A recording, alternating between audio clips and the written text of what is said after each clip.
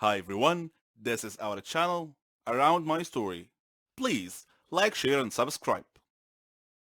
By the time I was 15 years old, I was taking care of my sick mother, alcoholic father, and my younger brother. I worked at a pizza place, so there would be something for my family to eat. My mom was mentally ill. Her hallucinations were scary. Sometimes she destroyed stuff around the house. My dad was making himself physically ill by drinking too much. He was often late for work, and his eyesight was getting worse. I had to do all the parenting for my 6-year-old brother.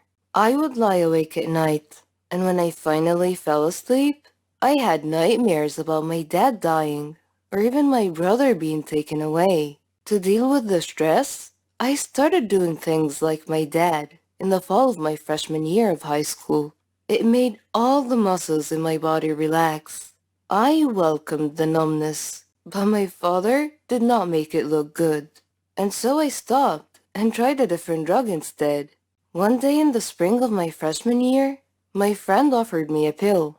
I hesitated, but then I agreed. 20 minutes later, I felt happy and light, like my body was a cloud. All the stress and worries about my family vanished for hours. After that one pill, I wanted more. My friend knew a dealer, so I would give him the money and he would get me more. Those pills were not cheap, and my paycheck from the pizza place was not enough. I asked my friend, "Do you know anyone who can get me a better job or something?" He said, "Not really. I do have someone that could probably help you out, but that's not exactly a legal job." I knew he was referring to the dealer. I needed money. A few days later, I met Victor, the dealer, in front of his house. He invited me in. His place was dimly lit, but much nicer on the inside than on the outside. Victor told me to take a seat. I tried to act confident, and I told him I was looking to make some money. He nodded. "Since you're a loyal customer, I'll hook you up with something." "Have you ever sold before?" he asked. My eyes widened, and my heart skipped a beat. And I said, "No." He nodded and handed me a bag and said, "As a test." He gave me the instructions, and then said, "I don't play around with my money. If I find out you're messing me over in any way, it won't be pretty. Got it?" I nodded and left his house, my heart beating like a drum. I was scared, but excited to start making more money. After I sold my first batch, Victor picked me up at school in his own car. I gave him the money. He looked pleased and offered me some more.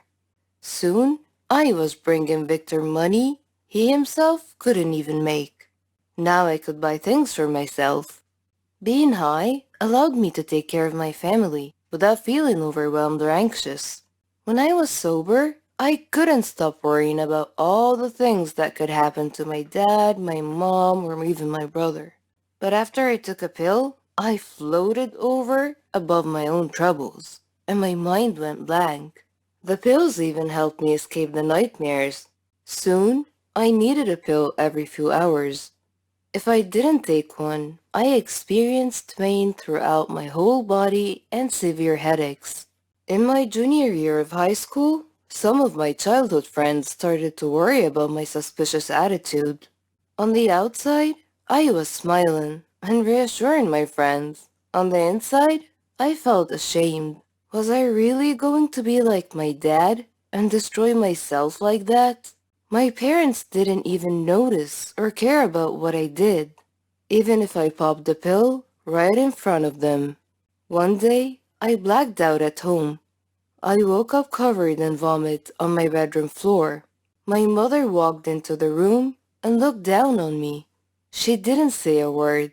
She just walked right out. I expected to be yelled at, not this cold silence. That was my worst moment ever, lying in my own vomit with my mother seeming indifferent. That day, I realized I was on my own. I was the only one who was going to take care of myself, and I had to stop. But the withdrawals were so bad that I could never make it through a day without taking a pill. I called my grandparents in the beginning of my junior year and asked them to come take my little brother to live with them, and they said yes. During that time, I was still getting high a lot, but somehow I was able to make my smartest decision ever. I was proud that I'd gotten my baby brother out of this mess.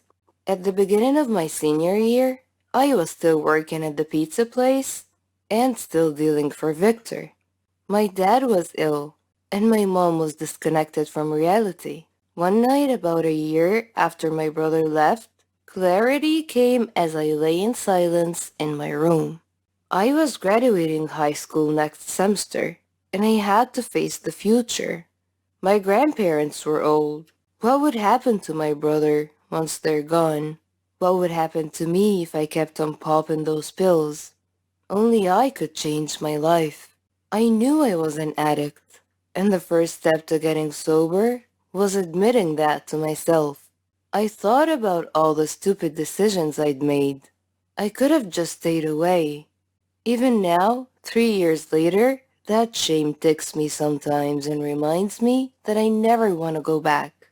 Then, October of senior year, I took action. I sold my last batch, gave Victor his money, and told him that I'm not gonna sell anymore. He let me go pretty easily. I looked up the symptoms of withdrawal. I knew I'd have to miss school too, because I read that the physical withdrawal lasts a whole week. It was even worse than I read. My body hurt all over, and I felt extremely weak. I trembled and threw up several times a day, to the point where my vomit was just water. I was sweating, but I felt cold. I couldn't afford to go to a real rehab. The whole week I lay in my bed. I had told a few close friends I was quitting, and I had called them to report how I was doing. They told me that they were proud of me and would always be there for me. I realized that I didn't have to face my own demons alone. My mom continued to talk to herself in the living room, while my dad did what he always does, but I had friends to support me in my time of need. I missed almost a whole month of school, and my GPA fell a lot. In fact, that quarter, I failed 2 classes because of my absence. I knew if people knew my real situation, I might go into foster care. At that point, I didn't want to be separated from my parents, so I told my teachers that I was dealing with some family stuff. Some teachers had heard rumors that I was dealing pills. My English teacher said, "I'm proud that you decided to change for the better. You're a smart kid, and I hope you stay on the right path." Her response almost brought tears to my eyes. I'd never heard anyone, not even my own parents, tell me they were proud of me. Once I returned to school, I did all of my homework, never missed another class, and did extremely well on all of the exams. I even got into college. I was finally on the right track, but life didn't get that much easier once I was sober. Starting college was overwhelming because I wasn't used to that amount of work professors assigned. It was hard to stay clean through the doubts. I believed I wasn't good enough for college, and that if I screwed up even a little bit, I'd go back to square one. Instead of numbing myself, I faced the demons and released them. It's way better than feeling nothing at all. Hello everyone, I'm Lauren. Did you ever wonder what it would be like to have your life completely destroyed by someone close to you? Ever thought about what you would do then? I didn't have time to think, because that's exactly what happened to me. It all started 2 years ago. I lived a quiet life with my mom and dad and my sister. I loved my family. We were always together. We were happy until that fateful day. My dad got fired from his work, a big company. He had worked there for 20 years. The only money we had then was what he had managed to save over the years. Finding a new job wasn't easy. It was a hard time for all of us, especially my dad. He was becoming desperate. At times, he just sat there, quietly, deep in thought, and I rarely saw him smile since. One late night, we were still up waiting for him when he walked through the door. when he walked through the door. But something was different. He wasn't walking straight. It was the first time in my life seeing him drunk.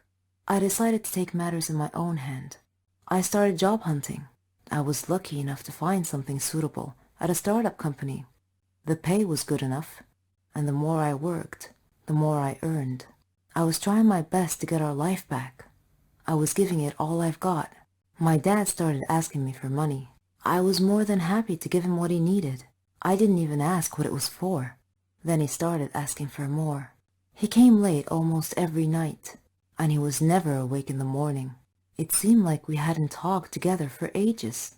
Then, money started disappearing from my purse. I got home from work one night. It had been a long day, and I was really tired.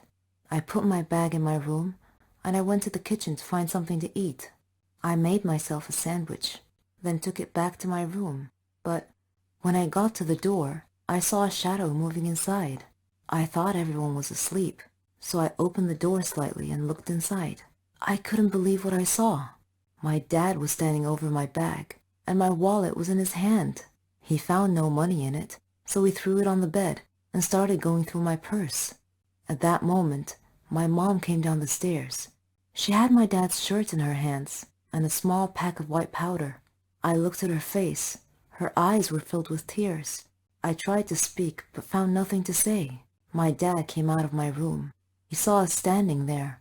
He tore the shirt and the pack from my mom's hands. He was hysterical. He started breaking things around him. Suddenly, everything changed. My mom and I were too scared to move, but then my sister came running down the stairs. He pulled her towards him and held a knife to her throat. He threatened to kill her if we didn't give him money. Without a moment's thought, I did what he asked. Things only got worse. Nothing was ever enough. He asked for more and more money, and if I refused, he'd get violent, beating up anyone in his path. I couldn't stand by and watch, so I would just give him what he wanted, until I decided enough was enough. He barged down the stairs one evening and asked for all the money I've got. I told him we had expenses to pay, the rent, school fees, but none of it mattered to him. He asked me again for the money and threatened me if I didn't do what he asked. I refused. He hit me so hard that I crashed my head against the wall and fell to the floor, bleeding. Everything went dark. My mom took me to different hospitals, and I had to do a lot of checkups and tests, but all the doctors said the same thing, that this was it. I was sentenced to live my life in darkness, never to see the light again. Bumping my head against the wall was one of the reasons, but apparently my psychological state played a huge role in my recovery. The doctors suggested that I'd be taken to a psychiatrist. My dad felt sorry for what he had done to me. He quit the drugs and alcohol, tried to be proper, but it was because of him that I was in this state. I didn't know if I could ever find it in myself to forgive him. I was torn inside. He was my dad, but I couldn't forget what had happened. I stopped talking shortly after, and he left, disappearing from our lives. No one knew where he was or what he was. A year had passed, and he came home. He sounded good, kind of like how he was before. He's trying to make up for what he had done.